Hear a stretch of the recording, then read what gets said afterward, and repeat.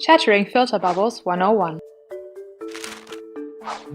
Take a look at these people in their filter bubbles. They're trapped in their very own world.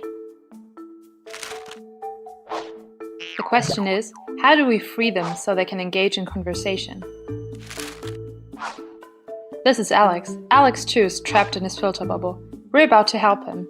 Alex loves cooking.